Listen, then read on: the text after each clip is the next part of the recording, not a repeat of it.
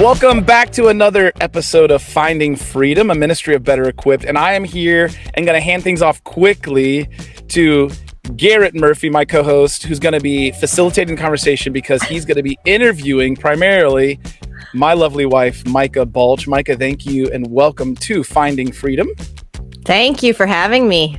I'm excited to be here. Well, good. Garrett, I'm going to hand things over to you, brother, and you take it away. Thank you, Cody. He rarely lets me talk to Micah, so this is a pleasure and a treat. No, but seriously though, Micah, I'm really excited about this. Personally, not just for our viewers and those who will be listening or watching this, but sure, I'm really excited about this because from what I know, from I've heard this from Cody. We talked about this many times over the years, but from what I know. Your story, it's so rare, the timing of everything, it's so rare and how everything worked out. And I'm really, there's so much that you guys can share and have to offer, to people that are in this, that are struggling with this in their marriage and betrayal or are yet to be married, or it's yet to kind of, come out that it potentially could be a part of a marriage without them knowing. And so I think you guys have, your story is so powerful and just awesome. So I'm really excited about this. I'm too. Yes. So we've already got some comments in the live feed here, and they're already asking, how many nights of doing the dishes did Cody offer you to do this? I'm gonna go ahead and I'm still paying those off. I'm still working on that. Okay. 15 years of marriage later. Okay. No, nothing like that. Yeah. Well, here in just a minute. So actually, let's just go ahead. Before you get started, I'm curious. Have you ever heard anyone with a similar story of the timing of disclosing a struggle with pornography that early in a relationship? Is that something that you've heard a lot about as you've shared with other people? No. Okay. No, I don't know that I ever have actually. Okay. So it is, dare I say, an anomaly. I don't know. Yeah. Well, I think it is. That's why I wanted to ask. And so how long have you guys been married at the time of this recording? 15 years on June the 13th, which I don't know when this will air. It's tomorrow. That's tomorrow, by the way. So he forgot. Look at his face. Can we count 15 years yet? It's tomorrow, folks. Wow. 15 we made years. it, Micah. Micah, I'm not going to bail suddenly. We made it. We're done. We made it to the finish line. Well, we made it to 15 years. All right. Well, I wanted to. So, you guys started dating your sophomore year? Cody's. When was my junior year? She had been out of school for 2 years. She'd been out of college. She was teaching, high school English teacher. Okay. So, I guess just without further ado, I have lots of questions, but they're mostly I'd love to hear your perspective. And I think it all starts really so early on. That's what's so rare about this. It starts so early on.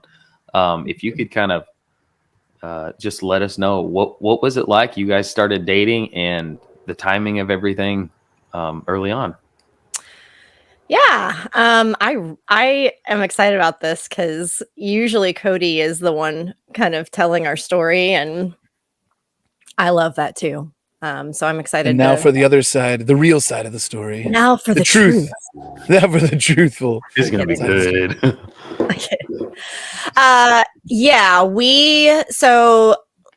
Cody and I had known each other for several years before we started dating.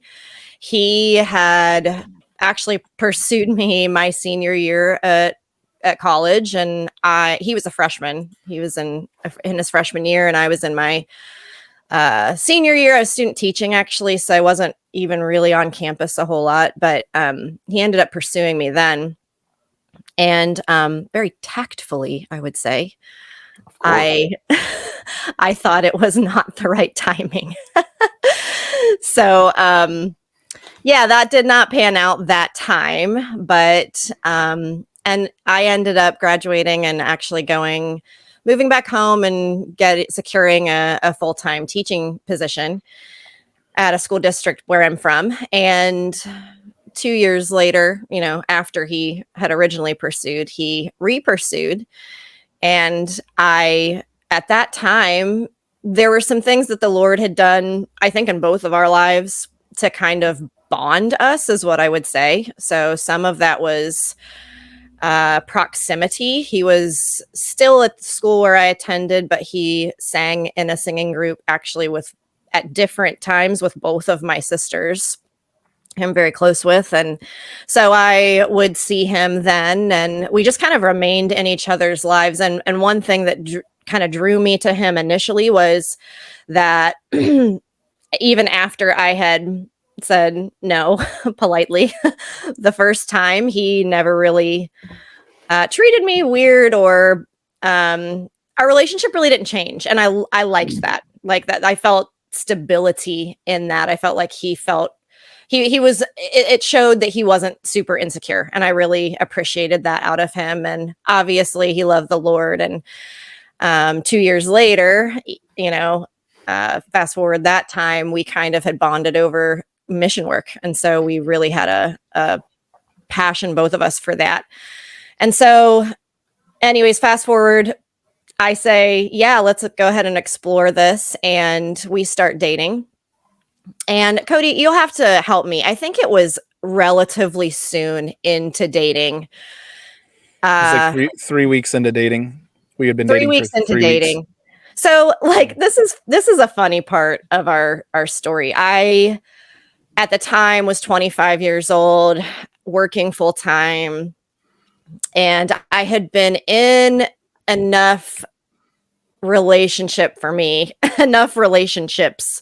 where I was like pretty much over it.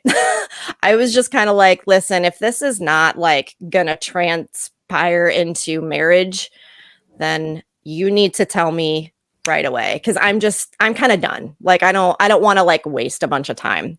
I think that was like our first date. It was more of like a business meeting. That's what I say. So it was more serious, but he wasn't scared by that. So we start dating. And so I went into it with already this notion of kind of like, if things continue positively in a positive trajectory, I'm going to commit to this person. And I knew in my mind, and obviously, like when you get married, you're committing to a lot of unknown. You're committing to, you don't know what's going to happen in the future. You don't know what life situations are going to happen, or what just people do change. They do. They grow, and they don't grow. They go the other way. And you're committing to an unknowable partner for an unknowable future. And I kind of knew that when we started dating. So I already was in a very serious kind of headspace with him pretty early on. And so when he came to me, 3 weeks in and confessed, hey, I had an addiction to porn, and I'm kind of recently coming out of that.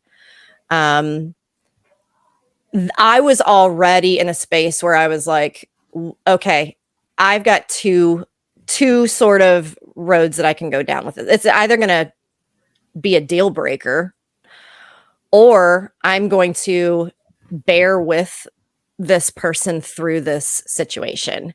I think one thing that was important, and this is what I would say for anyone watching this, is Cody and I had a history of friendship. It wasn't I don't want to say tainted.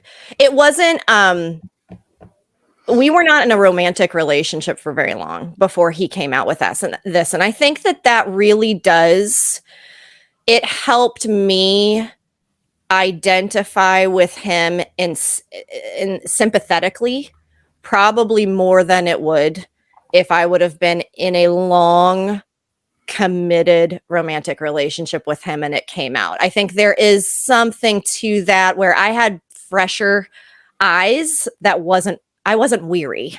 I was energized. And so when he came out with it, you know, and the other piece of that too was really Cody. Was I could sense the grief of where he was. It was not a prideful admission. It was not a, yeah, I struggle with this, but like, it's not really serious to me. It was painful.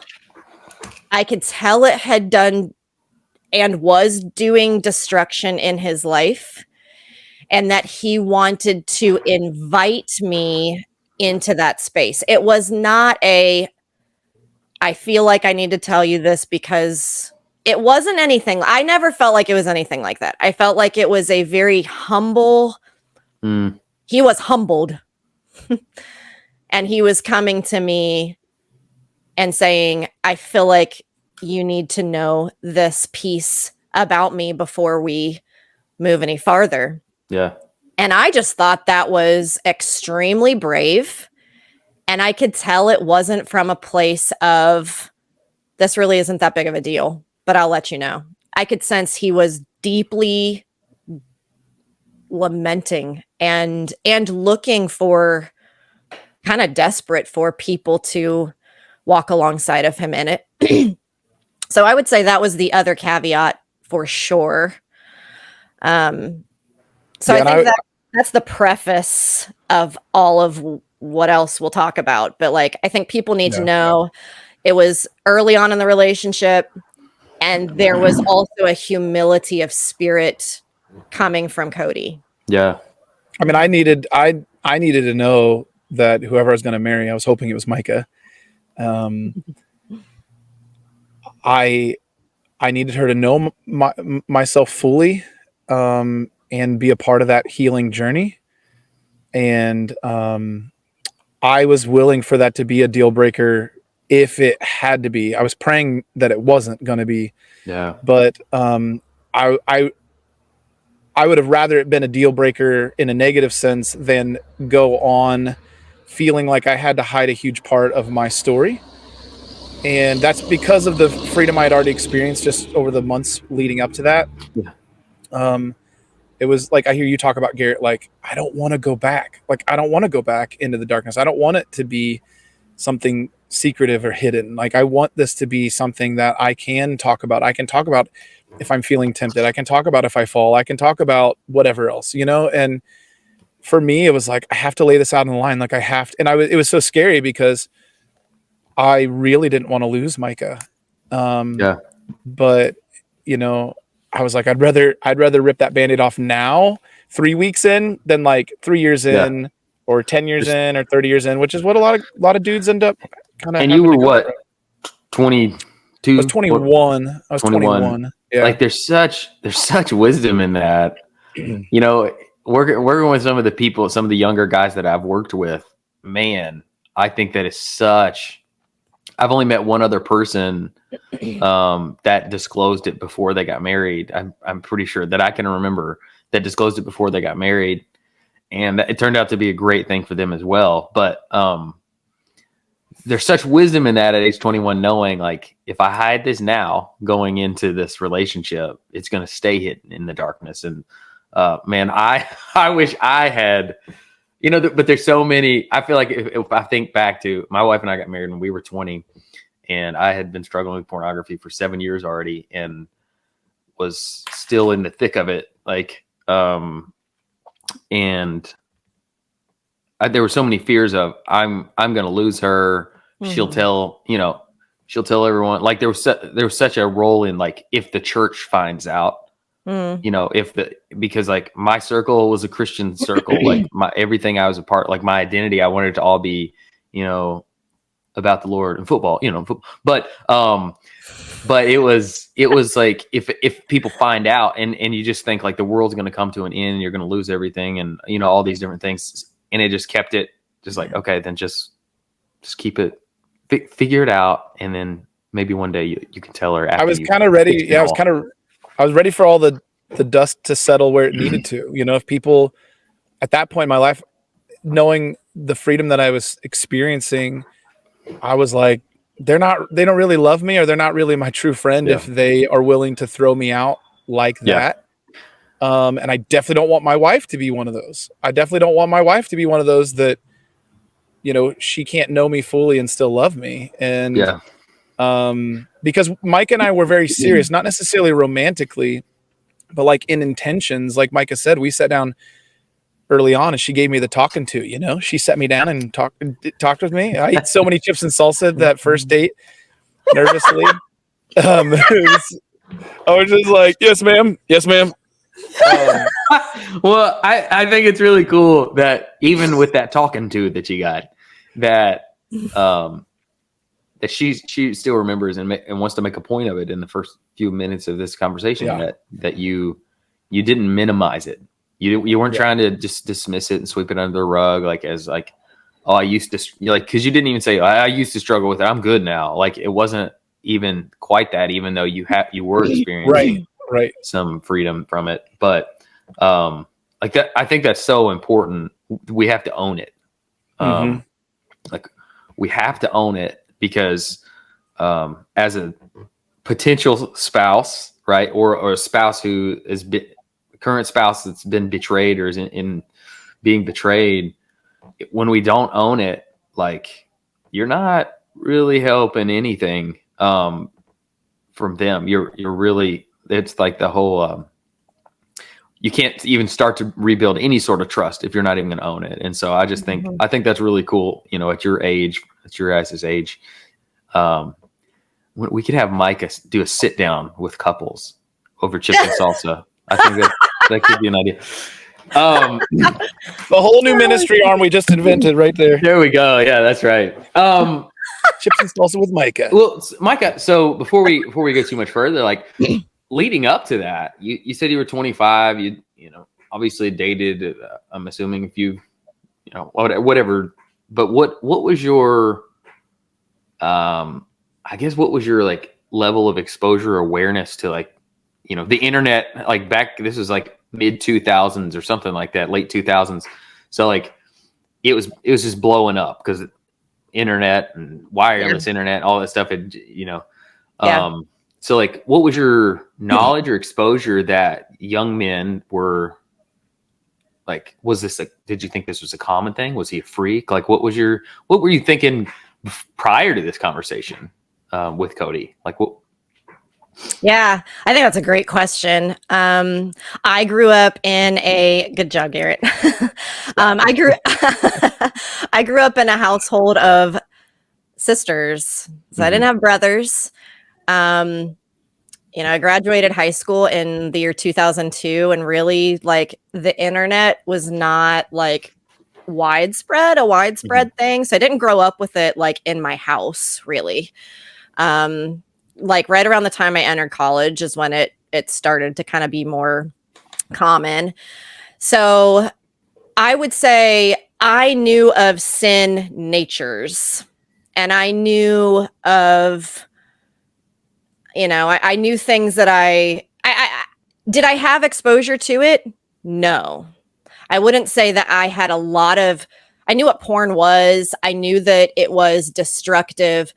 I did not have personal exposure really to that. That was not something that I was super aware of. In terms None of your, no other people that you'd ever dated had confessed that they'd struggled with it. Right.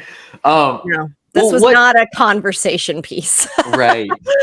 So when he humbly confessed this to you, and like, it's really cool to hear in that talking to, or soon after, that you had such like empathy, like, because it was such a genuine, confession, that you could see and feel the sorrow and the shame, or that he carried with that.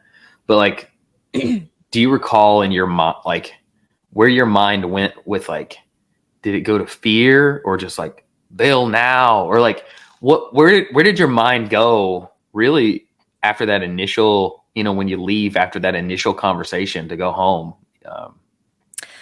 Again, and I will restate this, I was clear-headed. I don't know how else to put that. And it was a gift of the Lord. I really do believe that. I think it was the Lord giving me what I needed in those moments to really put us on a trajectory of committing to each other for our life. And I honestly never felt fear. I never felt anger. I literally felt like broken for him and just like sad from a spiritual standpoint. And some of it was, I don't think it was until later down the road a little bit where I was like, yeah, I have no business putting my finger in his nose for this in any way. And I know that's hard for some people to hear because there are people who struggle, and again, that humility is not there long term. Yeah. But Cody still had moments where he looked at porn. He wasn't healed in that moment. But I think for me, it was like this, it was the road that the Lord had me on to really reconcile and talk through my own sin nature. So like, yeah, like he had his own bit of that. But in the moment that he told me, and then after that, and I think humility is a big piece of that. I really do. I just couldn't. I felt so honored to be invited into that sphere because I knew it was sacred. And so he was inviting me into sort of his very small but powerful accountability group. And so he told me who had eyes on his internet at that time and how they were, and really the praying that he was doing, specifically with one of his friends. And so he let me know the plan, and then he invited me into that plan. And it was like he was already doing work leading up to that space.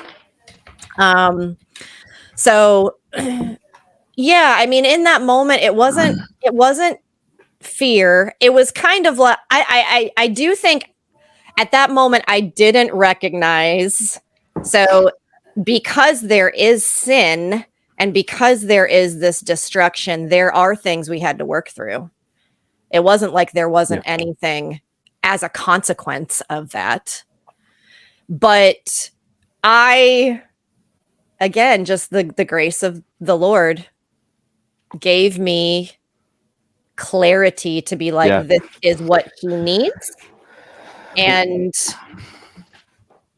that's how it happened. I wanted to be a safe place. I wanted to be a place where he could confide. And for us, it was never like I didn't need to know detail, but for him to come to me and be like, I looked at something that I shouldn't have because this is how I felt, or whatever it was. And I remember we unpacked, it wasn't like all unpacked in one conversation. There was like the initial, like me just kind of spilling the beans and her listening a lot. She was very kind, loving, and affirming of like just me, not of my sin, of me.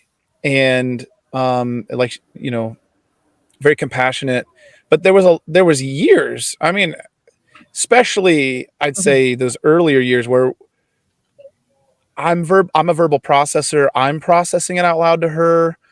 I'm thinking through the psychology of it. I'm reading books, I'm doing this, I'm talking with people.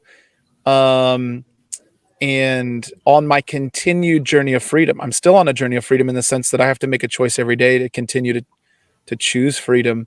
And so, yeah, I mean, we continue that dialogue, but it was open that day. It was open that day. And, I think about those who are listening, like you mentioned, Garrett, the younger, I don't really care how old, but those who are not in a relationship or not married. And it's like, let this be your story. Now, there's a lot of most of Garrett and I's ministry and Finding Freedom is to people who probably aren't on that, this same story. This isn't your story. Yeah. And so we're going to continue to lean into that. But there are people, and I can think of people by name that I talk to who they get the choice on this.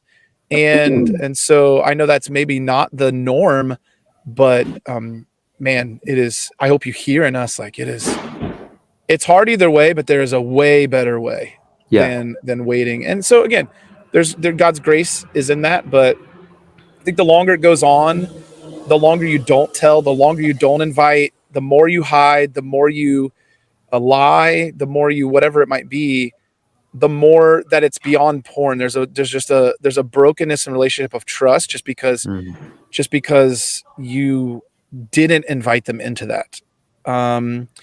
So that's obviously scary. And I know, Garrett, your testimony, and hopefully we'll get a chance to kind of flip this on in a beautiful way to Sheena, your wife. But like, for those listening who are not, especially are not already in marriage, then I pray this brings you like great inspiration of like, oh man, like I want that.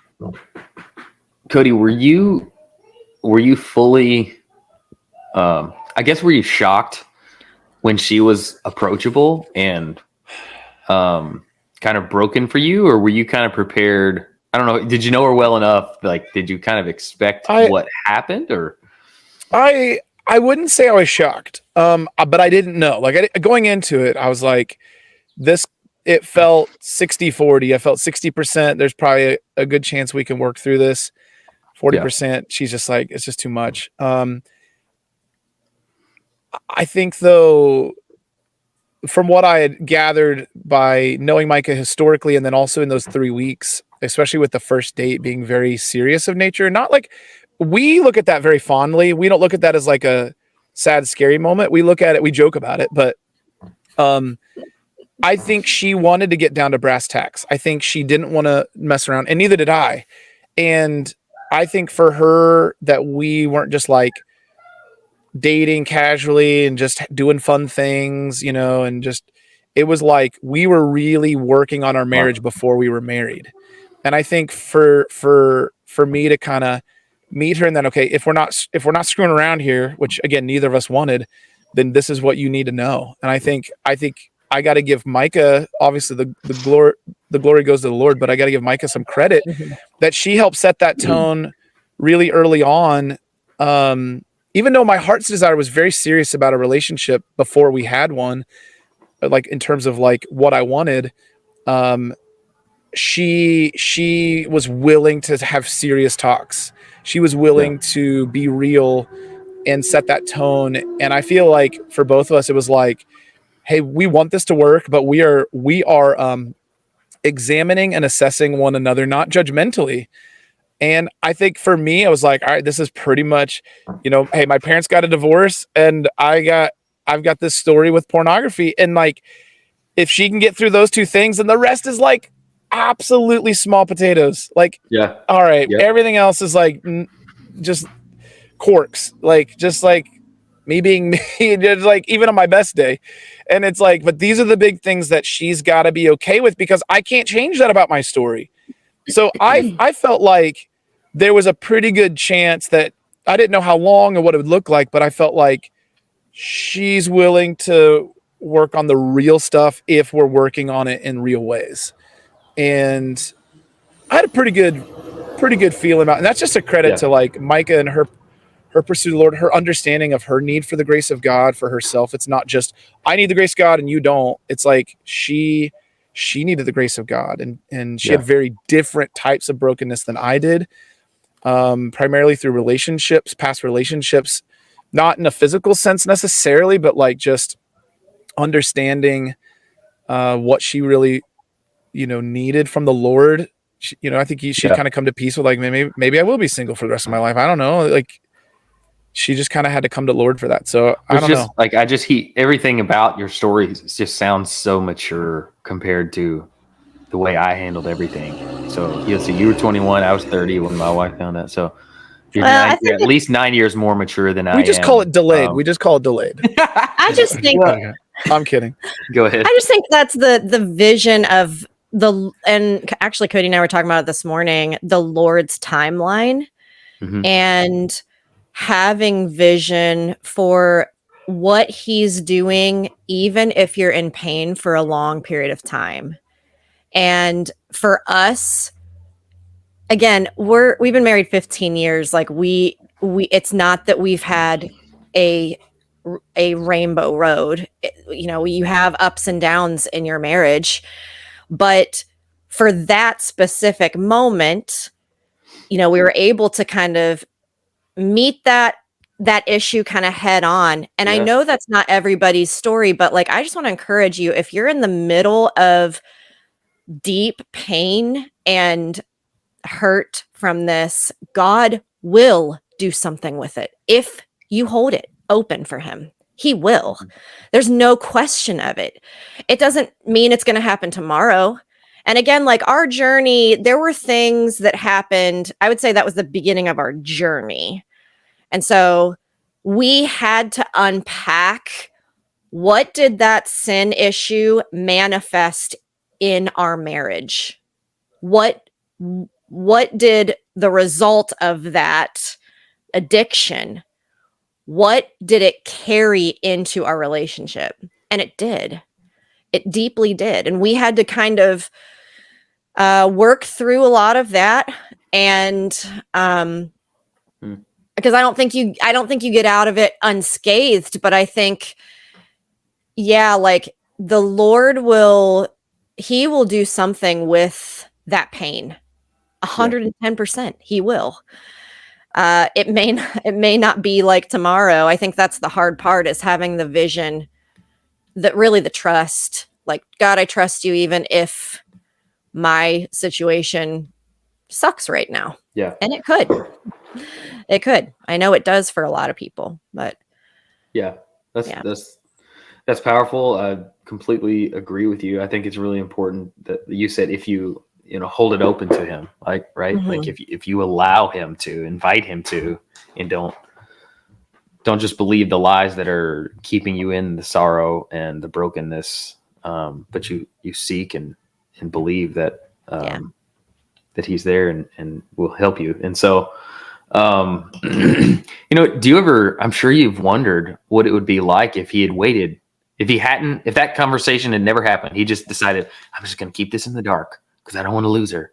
And you found out 10 years later that, or a number of years later, I'm sure you've wondered that. I don't know that there's a real question there, but, that you're so grateful for that moment that the two of you could be serious about life and open and honest and genuine. And I just think it's such an awesome example. I just wanted to yeah, I mean, it would have been much harder. I think, again, like, it's the grace of God for both of us, but I saw my parents get a divorce for a variety of reasons. But like this, I took very seriously. I felt very broken by it, and I felt like I know it can kill things. I had seen that very real in my life, and it felt life or death to me.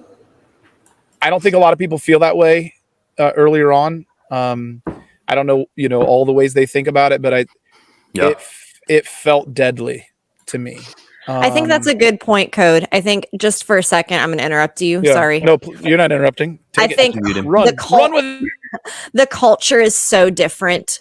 Even, 17 years ago when we had that conversation, it is a different beast now than it even was then. It's normalized. It's actually, like, I don't need to have sex with my spouse. I just go watch porn and please myself. Like, it is a normal part of our culture. And so to look at it like this is life and death, that is so, you got to train your brain through the power of the Holy Spirit to do that. Yeah. Because that is not where our culture is headed. Our culture is normalized it completely. There are secular counselors recommending it to married couples. Yes. Recommending pornography to married couples. Like, that's where we're at. This isn't dangerous or deadly. This is good for you. This is helpful for you.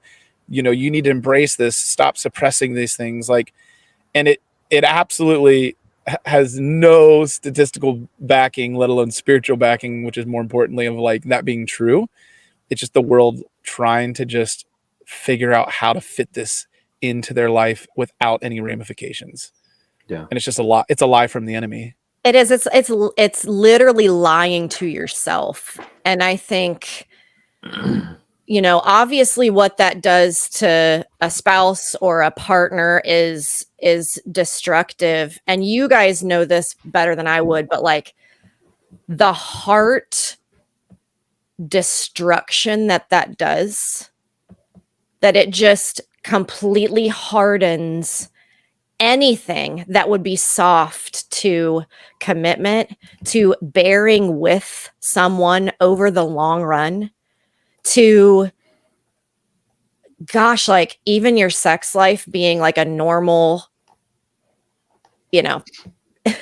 ups and downs in it. Like, man, like that destruction is so deep to your soul.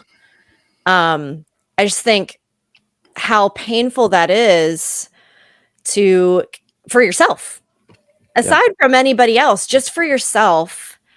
But then you add in, a spouse or even kids, and what that does, but I do think like this cultural undertone of normalization of porn and celebration of porn,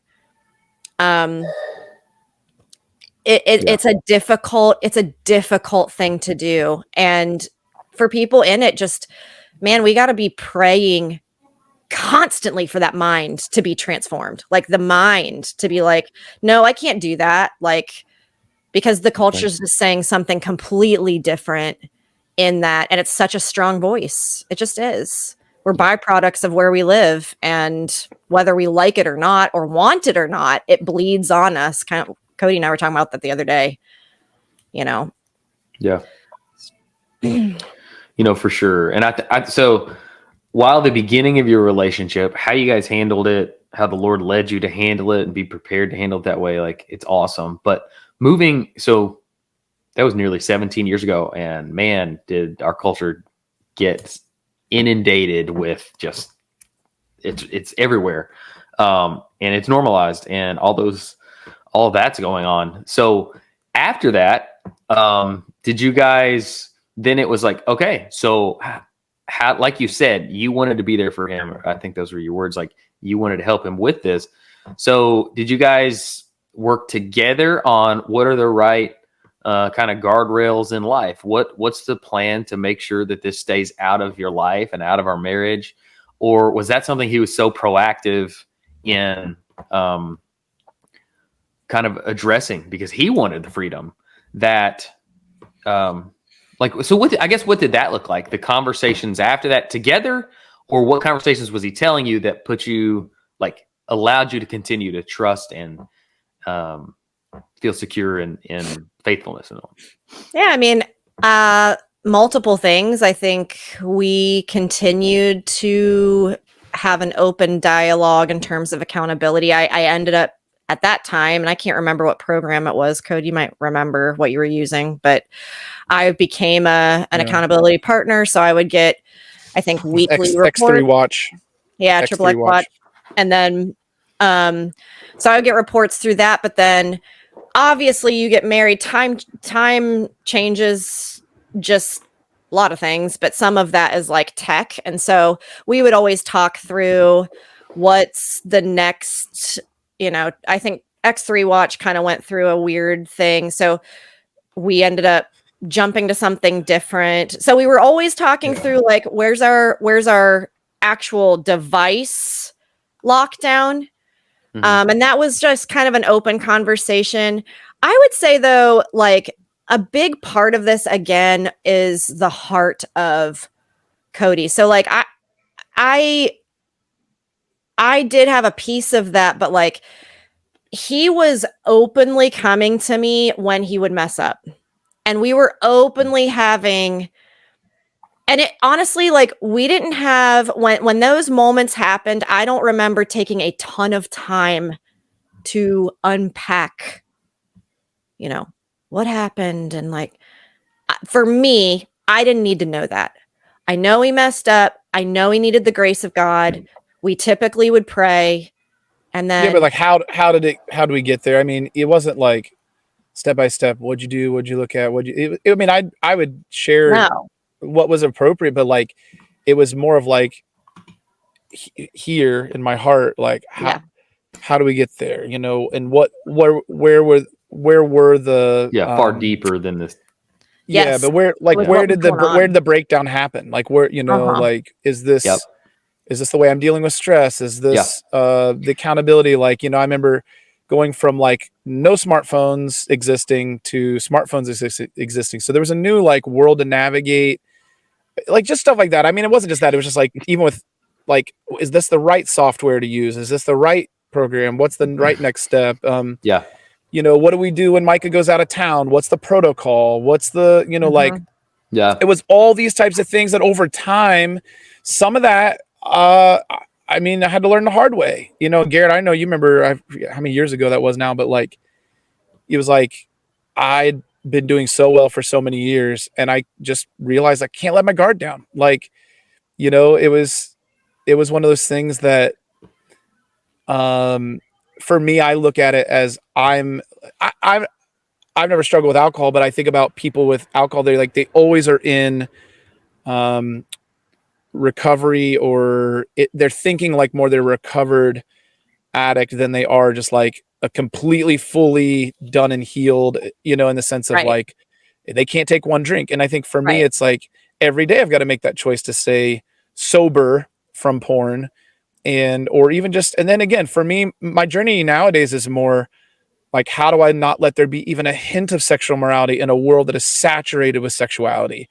How do I guard my eyes, my heart, my mind from even the little things that no one would maybe call porn, but it's just not healthy for my heart and mind. It's not honoring to the Lord. Yeah. But like, that's 16, 17 years into sobriety, or the journey of sobriety. But I still feel like, dude, if I like let my guard down and just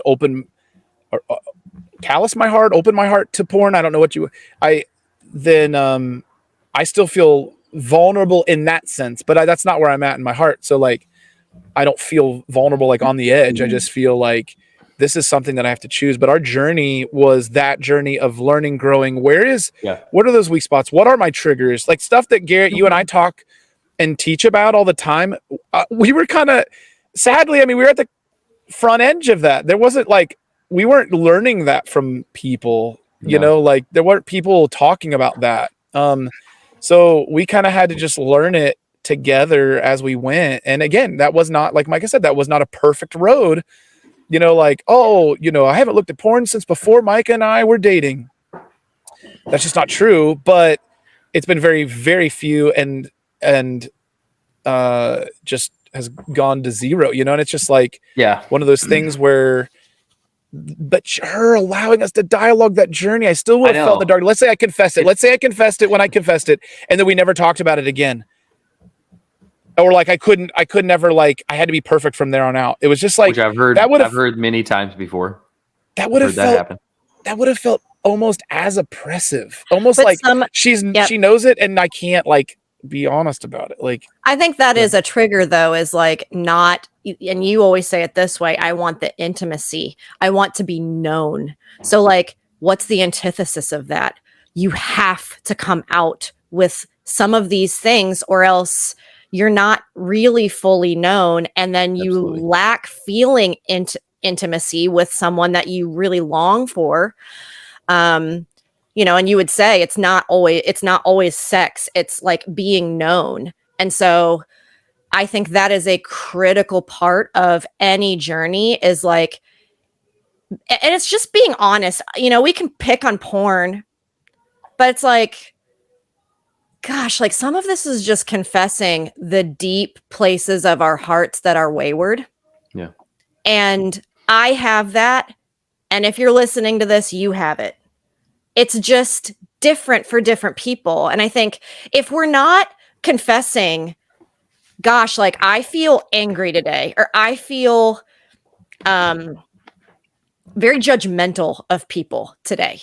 or, for me, my, and some of those are my issues, but, some of mine is like a bitterness that I can just let eat me alive.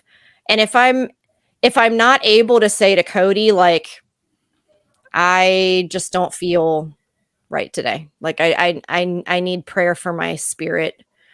And here's why. Like, I feel tired. I feel like I'm doing all of the things and not feeling like I'm getting help, or whatever it is. It's like whatever's eating at us. I think it's so important to like be known. And how can you do that if you're not willing to just say it, even if it's painful, even if it hurts?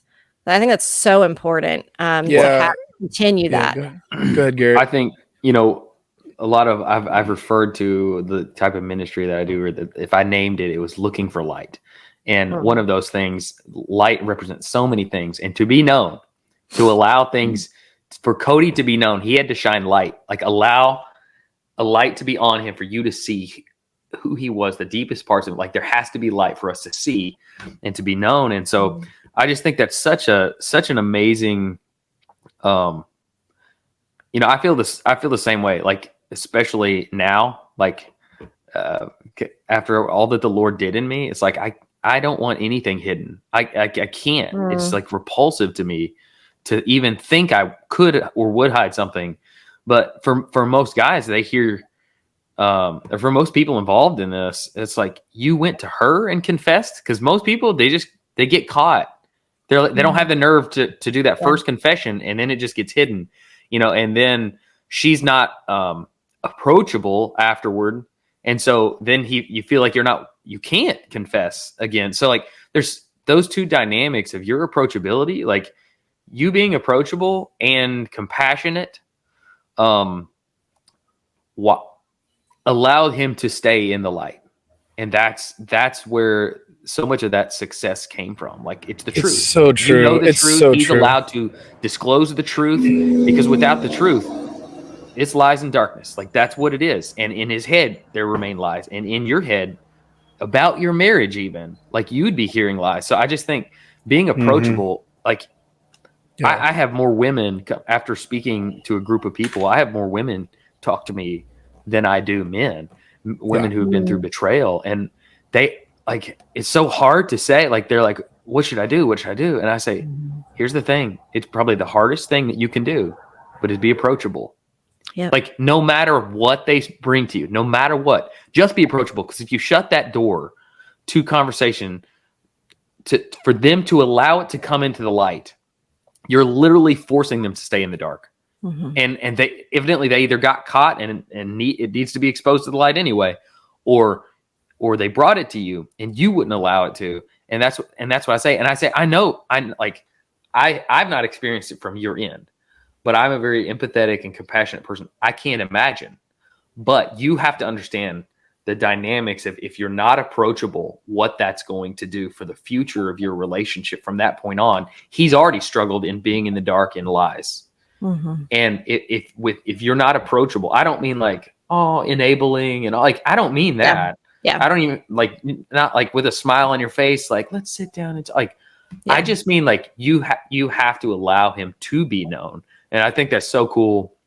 That Cody wanted to be known. You knew that he needed it. My wife knew, like, because I remember when we started having literally daily conversations about it, it was so hard for her to bear, because I did give like lots of detail, like very sorrowfully gave her detail. And it was so hard on her. And it was so hard for me to see her going through the pain, but she did it through the strength of the Lord, for one, but also because she knew I needed to just get it out. I needed it to be exposed to the light so that it didn't feel like it was hidden in the dark. And so I think it's so great. There's also, I don't know if you went straight from it was Triple X Church at the time. I remember that being a thing back when we were in college. But Covenant Eyes, Covenant Eyes exists to help people overcome pornography and be restored and transformed. They were founded in No, here, click the link below if you're interested in Covenant Eyes. It's a great accountability software where people can see help you stay in the light, whether it was you were edging or you were looking or whatever it is. Like, it's a great software to help just keep you accountable. I know that's been a part of your story and so many others, and it's something we certainly recommend to people. But what's way better than Covenant Eyes is confession. Like, for you to come and confess, it's so different. I've counseled so many guys on when they looked at porn after a long stint, or after, they'd had a conversation with their wife weeks or months earlier. And I'm like, well, when are you going to tell your wife? And they do, like, it's like, I'm not going to. I'm like, then you're going to hide in the dark here. Like, you're going to hide in the dark. So knowing that there's more accountability out there like this. But I tell them, like, if you choose to hide this, then you're choosing to stay in the dark and stay in the lies. But sometimes it's literally because the wife is so unapproachable. Like, there's still a certain level of confession to someone and to God, certainly. Mm-hmm. But I know for myself, when I need to confess something to my wife, I pretty much always call Cody first.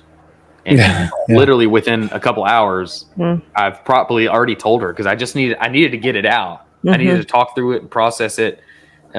We pray together in those instances of how receptive. Yeah. I don't mean receptive. Like, I guess to reduce the amount of pain, allow us to see into the future and not just the instant emotions and pain that come along with that. Not to be overcome by fear and lies of what happened or could happen. But I just think that it's so powerful that we do this together. And you guys did that together from the beginning of your relationship. I think it's such a beautiful thing. Micah, if there's anything, or I guess for either of you, but we'll start with Micah. If there's anything that you could tell, that you could say, I think your story is what you should say to someone who's not married yet, someone who's engaged, someone who's dating, someone who's whatever. Like, that is that's what I would tell people, and I have told many guys this. But what would you like to tell to any of the spouses who have been betrayed today on this podcast, in light of everything that you've shared today? Yeah, I think of two big things. One is going to be an action for them to do, and one is an encouragement. I think the first thing is, and this is not to sound trite, get on your face and pray for your spouse every day, every moment. If he comes across your brain, you're praying, and you're praying for you to have strength for when that time does come. Times do come where you are faced with that. Because the only way you stand strong with that at all is to be connected to the vine who gives strength. Because in and of ourselves, our insecurities, our own baggage, our own, whatever it is, gets in the way of giving love unconditionally. And again, that being known piece is so important.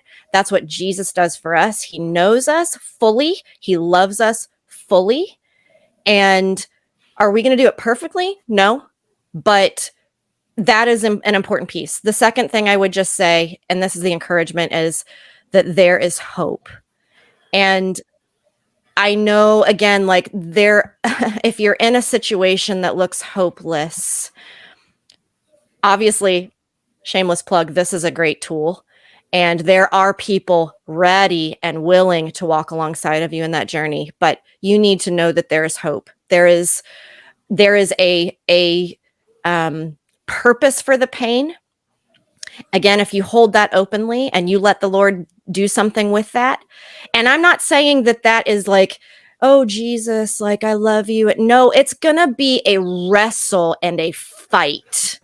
It's not going to be this like, well, I just love the Lord and no, I'm not talking about trite Christian talk. I'm talking about real hope, but that only comes through a wrestle. It really does.